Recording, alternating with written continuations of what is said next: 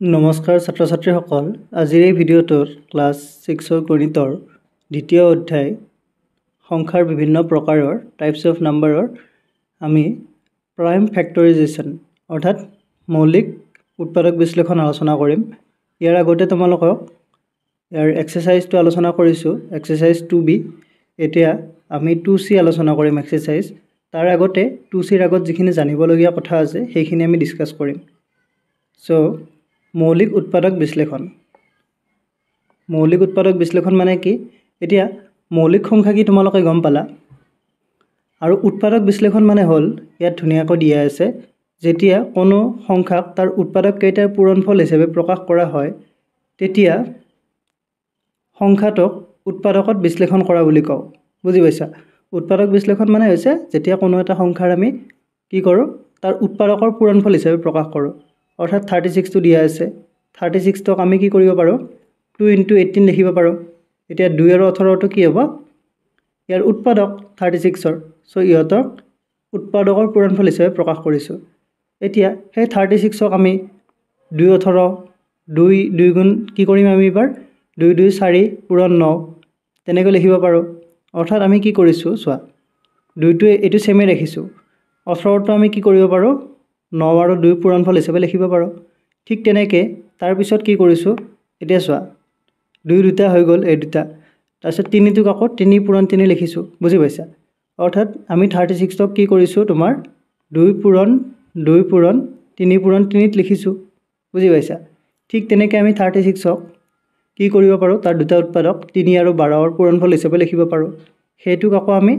এনেকৈ লিখিব পাৰোঁ। ঠিক তেনেকৈ 4 9 গুণ 37 সেইটোকো আমি 2 × 2 × 3 × 3 লিখিব পাৰোঁ। 6 6 গুণ 37 সেইটোকো আমি এনেকৈ লিখিব পাৰোঁ। এতিয়া তোমালোকে যদি মন কৰিছা দেখিছা এইখিনিৰ লগত একে, ঠিক তেনেকৈ তোমাৰ এইখিনিৰ লগত একে, এইখিনিও একে। অৰ্থাৎ আমি উৎপাদক উলিয়ালে যদি আমি মৌলিক উৎপাদক উলিয়াও শেষত যে আমি এটা হিচাপতে পাম। ইয়াত উদাহৰণ দিছে চোৱা, ইয়াত আমি মৌলিক সংখ্যা উলিয়ালোঁ শেষত, সেইকাৰণে ইয়াক কি বুলি ক'ব মৌলিক উৎপাদক বিশ্লেষণ বুলি ক'ব। অৰ্থাৎ মৌলিক উৎপাদক বিশ্লেষণ একো নহয়, নৰ্মেলি উৎপাদক বিশ্লেষণত কি হয় আমি যিকোনো দুটাৰ সংখ্যাৰ পূৰণফল হিচাপে লিখোঁ। বুজি পাইছা? কিন্তু মৌলিক উৎপাদক বিশ্লেষণত আমি কি কৰোঁ সংখ্যাটোক আমি কি কৰোঁ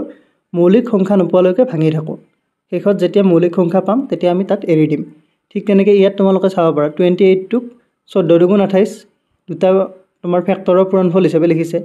তাৰপিছত আকৌ এইটো 14টো 2 পূৰণ 7ত ভাঙি দিছে। অৰ্থাৎ 2 × 2 × 7ত লিখিছে। 7 4 গুণ 28 এইটো আকৌ শেষত কি হ'ব 2 × 2 × 2 হ'ব। অৰ্থাৎ 28ক যদি আমি মৌলিক উৎপাদক বিশ্লেষণ কৰোঁ তেতিয়াহ'লে আমি কি পাম 2 × 2 × 7 পাম। ঠিক তেনেকৈ ইয়াত বৃক্ষৰ যোগাদি দেখুৱাইছে, বৃক্ষ মানে কি গছ, এইডাল উৎপাদক বৃক্ষ বুলি কৈছে, এইডালক উৎপাদক বৃক্ষৰ যোগেদি মৌলিক উৎপাদক বিশ্লেষণ। বুজি পাইছা? 80ৰ বাবে কি কৰিছে প্ৰথমতে চোৱা 2ৰে 80 হৰণ কৰিছে 40 পাইছে, পাইছা বুজি? তাৰপিছত আকৌ 2ৰে 40ক হৰণ কৰিছে 20 পাইছে, 2ৰে 20ক হৰণ কৰিছে 10, 2ৰে আকৌ 10ক হৰণ কৰিছে 5 পাইছে। বুজি পাইছা? অৰ্থাৎ 80ৰ মৌলিক উৎপাদক বিশ্লেষণ কৰিলে কি হ'ব 2 × 2 × 2 × 2 × 5, 2 4টা আৰু 5 এটা ইয়াত লিখিছে 2 4টা আৰু 5 এটা, পাইছা বুজি? ঠিক তেনেকৈ 100ক কি কৰিছে 2ৰে হৰণ কৰিছে 50, তাৰপিছত 2ৰে আকৌ 25 বাৰ যাব 5ৰে 25। অৰ্থাৎ ইয়াৰ উৎপাদক বিশ্লেষণত কি হ'ব মৌলিক উৎপাদক বিশ্লেষণত 2 দুটা আৰু 5 দুটা, এইটো। বুজি পাইছা? ঠিক তেনেকৈ তোমালোকক কৰিব দিছে উৎপাদক বৃক্ষ আঁকি 720 আৰু 980ৰ মৌলিক উৎপাদক বিশ্লেষণ কৰা। এতিয়া 720 আৰু 980 তাক মৌলিক উৎপাদক বিশ্লেষণ কৰিব দিছে। কেনেকৈ কৰিম চোৱা, আমাক কিহক কৰিব দিছে 720, 720ক যদি আমি কি কৰোঁ বৃক্ষত কৰিব দিছে, উৎপাদক বৃক্ষত আমি ব্যৱহাৰ কৰি পিনে মৌলিক উৎপাদকবোৰ লিখিব দিছে। চ' 720 আছিলে 720। এতিয়া এইটোক কি কৰিম 2ৰে আমি প্ৰথমতে কৰিম হৰণ কৰিম, 2ৰে হৰণ কৰিলে কি হ'ব 2 3 গুণ 6 1 ৰ'ব 12 হ'ব, 2 6 গুণ 12 2 0 গুণ 0। ঠিক তেনেকৈ আকৌ 2ৰে হৰণ কৰিব পাৰিম কাৰণ শেষত কি আছে 0 আছে। আকৌ 2ৰে হৰণ কৰিলে কি হ'ব 2ৰে 2 গুণ 2 1 ৰ'ব, 2 8 গুণ 16 0 180। আকৌ 2ৰে কৰিলে 2 9 গুণ 18 90 হ'ব, আকৌ 2ৰে কৰিলে কিমান হ'ব 45 দুগুণ কিমান 90 ঠিক তেনেকৈ এবাৰ 2ৰে নাযাব এবাৰ 3ৰে যাব 5 4 9 হয় 5 আৰু 4 যদি আমি যোগ কৰোঁ কিমান হ'ব এই দুটা যোগ কৰিলে 9 হ'ব 9 আকৌ 3ৰে হৰণ যায় সেইকাৰণে কি হ'ব 45 আকৌ 3ৰে হৰণ যাব 3ৰে কিমান বাৰ যাব 3 গুণ 3 1 ৰ'ব 15 3 5 গুণ 15 এতিয়া 15 আকৌ 3ৰে যাব 3 5 গুণ 15 বুজি পাইছা এতিয়া 5ক আৰু আমি সৰু কৰিব নোৱাৰোঁ অৰ্থাৎ 720 যদি আমি কি কৰোঁ উৎপাদক বৃক্ষ আকৌ এইটো হ'ব উৎপাদক বৃক্ষ ইয়াত তোমালোকে ভালদৰে বক্স বনাই দি দিবা আৰু ইয়াত ধুনীয়াকৈ বক্স বনাই দি দিবা বুজি পাইছা ঠিক তেনেকৈ ইয়াতো বক্স বনাবা 180 তাৰপিছত 90 45 15 বুজি পাইছা ঠিক তেনেকৈ 3 5টো বনাই দিলোঁ এইটো তাৰপিছত আৰু এটা 3 আছে 2 বুজি পাইছা নিশ্চয় এতিয়া চোৱা এতিয়া 720ৰ মৌলিক উৎপাদক বিশ্লেষণ কৰিলে কি পাম আমি 720 ইজ ইকুৱেল টু 2 পূৰণ 2 পূৰণ 2 পূৰণ 2 ইয়াত 2 কেইটা পালোঁ 2 পালোঁ তোমাৰ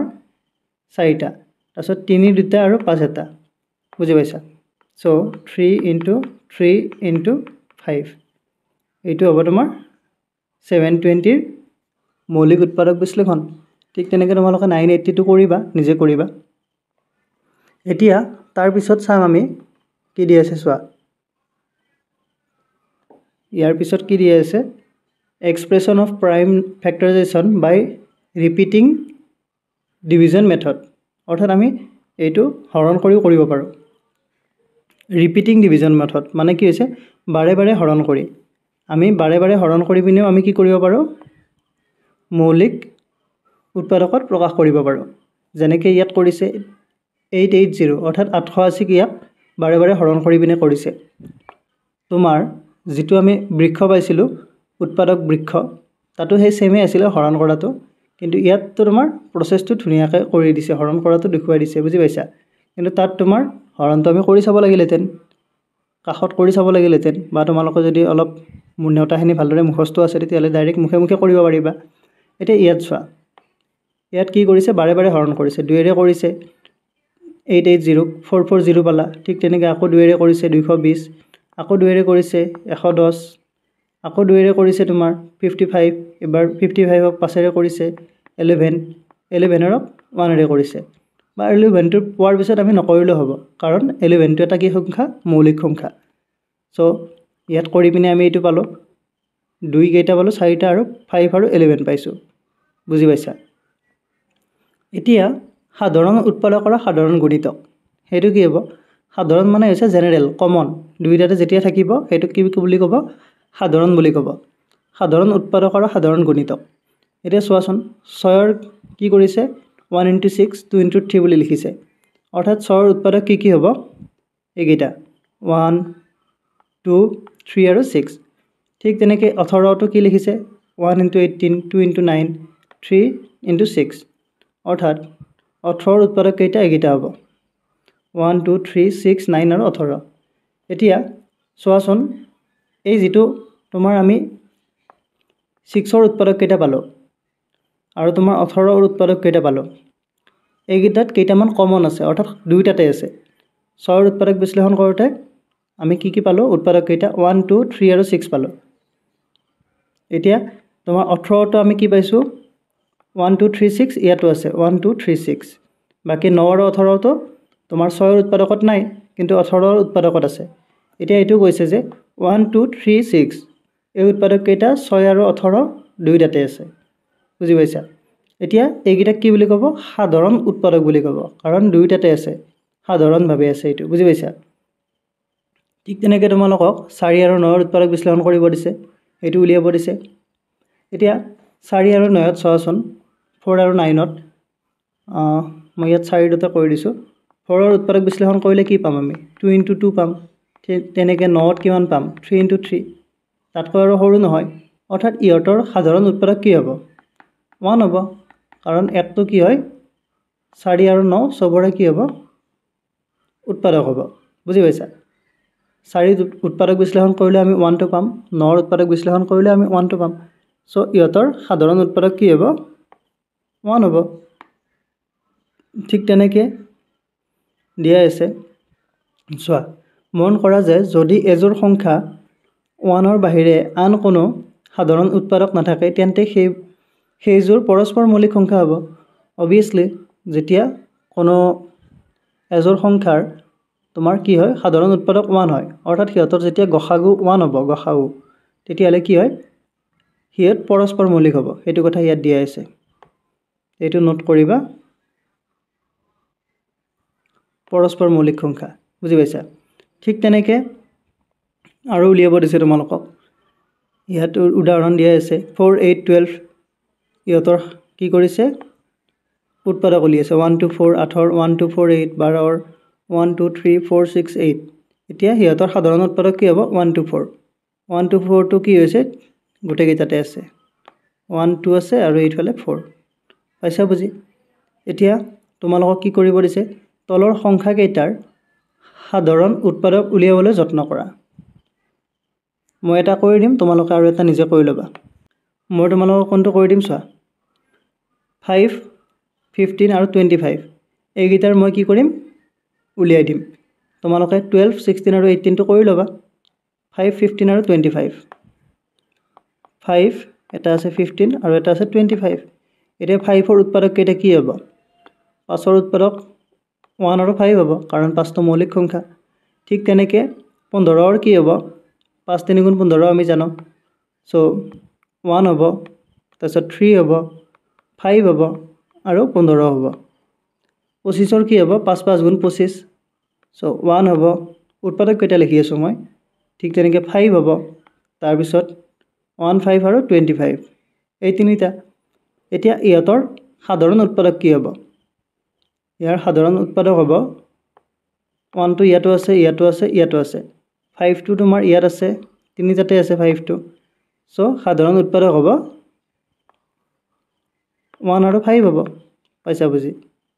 1 আৰু 5 টো কি হ'ব 5 15 আৰু 25ৰ সাধাৰণ উৎপাদক পাইছা বুজি ঠিক তেনেকৈ তোমালোকে এইটো কৰি চাবা 12 16 আৰু 18ৰটো তোমালোকে কৰি চাবা এতিয়া ইয়াৰ পিছত কি দিয়া আছে চোৱা গুণিতক চাব দিছে ইয়াত 4 আৰু 6ৰ গুণিতকতো সেই একেই হ'ব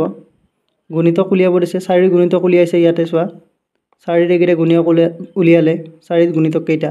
ঠিক তেনেকৈ 6ৰ গুণিতক উলিয়াইছে 6 12 18 বুজি পাইছা এতিয়া ইয়াত কি পাইছে 12 24 আৰু 36 টো কি হৈছে 4 আৰু 6 এই দুইখন তালিকাতে আছে অৰ্থাৎ এই দুইটাৰে 4 আৰু 6ৰ গুণিতকৰ 12 24 আৰু 37 এইকেইটা কি হ'ব কমন হ'ব কমন গুণিতক কিন্তু ইয়াত চোৱা গুণিতকটো আমি শেষ কৰিব নোৱাৰোঁ আমি উৎপাদকৰ সংখ্যা সীমিতভাৱে পাওঁ অৰ্থাৎ গণি শেষ কৰিব পাৰোঁ কিন্তু গুণিতকটো আমি শেষ কৰিব নোৱাৰোঁ অসংখ্য গৈ থাকিব ইয়াত ডট ডট দিয়া আছে তাৰ মানে ইয়াত কি বুজাইছে আমি ইয়াত যিখিনি কৰিছিলোঁ তাত 12 তাৰপিছত 12 24 আৰু কিমান পাইছিলে 36 ইয়াতো তোমাৰ 12 24 আৰু 36 পাইছিলে কিন্তু ঠিক তেনেকৈ আকৌ পাই থাকিব আৰু পিছলৈকে সেইকাৰণে ইয়াত ডট ডট দি থৈ গৈছে বুজি পাইছা এতিয়া ইয়াত তোমাৰ জানি লোৱা বুলি দিয়া আছে এই দুটা চাবা লাইন দুটা কোনো সংখ্যাৰ উৎপাদকৰ সংখ্যা সুনিৰ্দিষ্ট অৰ্থাৎ সসীম গতিকে দুটা বা ততোধিক সংখ্যাৰ সাধাৰণ উৎপাদকো সসীম ঠিক তেনেকৈ আৰু এটা লাইন দিয়া আছে কোনো সংখ্যাৰ গুণিতকৰ সংখ্যা সুনিৰ্দিষ্ট নহয় বা অসীম গতিকে সাধাৰণ গুণিতকৰ সংখ্যাও অসীম অৰ্থাৎ ইয়াত কি বুজাইছে উৎপাদকৰ যিবিলাক সংখ্যা থাকে কোনো সংখ্যাৰ সেইবিলাক সীমিত এইটো আগতে পাইছোঁ আমি সো তাৰ কি হ'ব সাধাৰণ উৎপাদকো কি হ'ব সীমিত হ'ব ঠিক তেনেকৈ গুণিতকৰ কি হয় অসীম হয় অৰ্থাৎ আমি গণি শেষ কৰিব নোৱাৰোঁ গুণিতকবোৰ কোনো সংখ্যাৰ সো সেইকাৰণে ইয়াত সাধাৰণ গুণিতকো কি হ'ব অসীম হ'ব ইয়াত উদাহৰণ দিয়া আছে তোমালোকে চাই ল'বা এতিয়া ইয়াৰ পিছত আমি কি কৰিম তোমাৰ অনুশীলনী 2C আলোচনা কৰিম নেক্সট ভিডিঅ'ত সো আশা কৰোঁ তোমালোকে বেছিক ভিডিঅ'টো ভালদৰে বুজি পাইছা